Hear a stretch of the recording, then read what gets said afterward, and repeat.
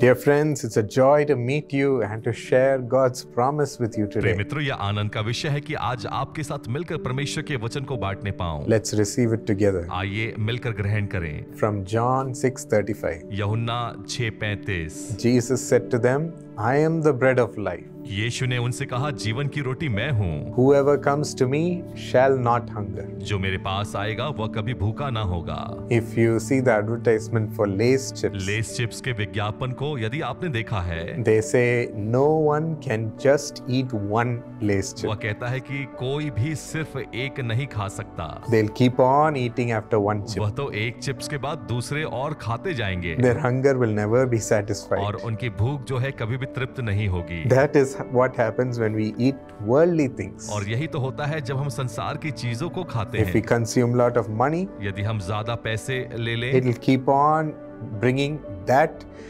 hunger within us to add more money. और अधिक धन के लिए हमारे अंदर और भूख लाता जाएगा। If we keep on adding some pleasure in this world, it will never satisfy यदि हम us. संसार की अभिलाषाओं की ओर देखें तो हम कभी भी तृप्त नहीं होंगे।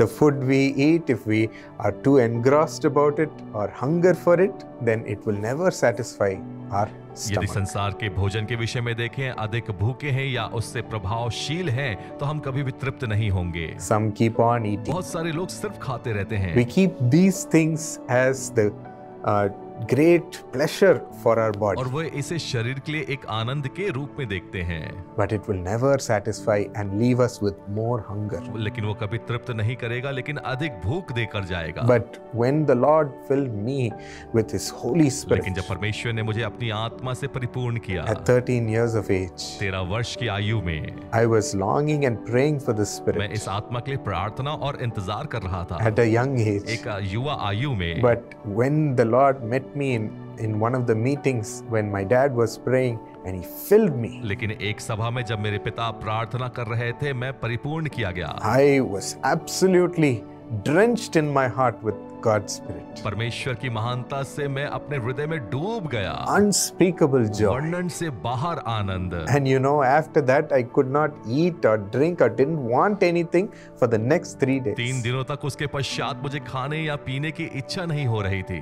The Holy Spirit was bubbling in my heart पवित्र आत्मा मेरे अंदर उछल रहा था and bringing a joyous presence in me that I never felt in my life before. और मेरे जीवन में एक आनंद का अनुभव लेकर आ रहा था जो मैंने कभी अनुभव नहीं किया। Till today, I enjoy that presence. और आज भी मैं परमेश्वर के आनंद को मनाता हूँ। It always satisfies यह us. मुझे हमेशा तृप्त करता है। More than satisfies us. वो तृप्त से भी बढ़कर है। So that's why I tell you, from this day, God is going to teach you His word every morning through the Holy Spirit. पवित्र आत्मा परमेश्वर के द्वारा परमेश्वर अपने वचन को सिखाता है, यही मैं आज कहना चाहता हूँ। The word from the Bible will fill our soul परमेश्वर का वचन हमारी आत्मा को तृप्त करेगा and satisfy our hunger. और हमारी भूख को शांत करेगा। Whoever comes to me and receives my bread of life, जो कोई मेरे पास आता है और जीवन की रोटी को ग्रहण करता है, Jesus says, they will never hunger. यीशु कहते हैं वो कभी भूखे ना रहेंगे। So receive this word from God every morning, my friend. और इसलिए प्रत्येक सुबह परमेश्वर से इसे ग्रहण करे दोस्तों।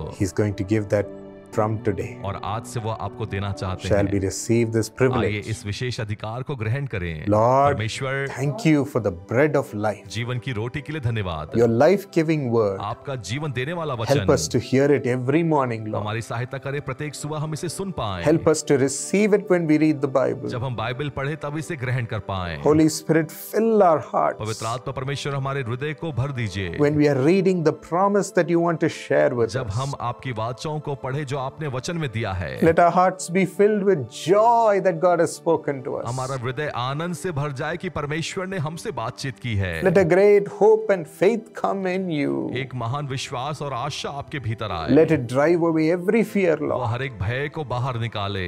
Make your children strong people through your word. आपके वचन के द्वारा अपने बच्चों को दृढ़ बनाए, Strong to accomplish your will that day. मजबूत जो आपकी योजना को पूरी कर पाए। Thank you, Lord, for your strengthening them with your word and satisfying their hunger. धन्यवाद, आपके वचन के द्वारा आप उन्हें तृप्त और बलवंत कर रहे हैं। You will speak to us. आप उनसे बात करेंगे And we will be filled with joy. और हम आनंद से भर जाएंगे। Thank you, Lord. धन्यवाद परमेश्वर, In Jesus' name. यीशु के नाम में Amen. आमीन। On Saturday, the November 2nd, we will be there as a family to pray for you at Bethesda Prayer Center. 2 नवंबर शनिवार को बेथेस्दा प्रार्थना भवन में हम आपके मध्य में होंगे, एक परिवार के रूप में आपके लिए प्रार्थना करने के लिए।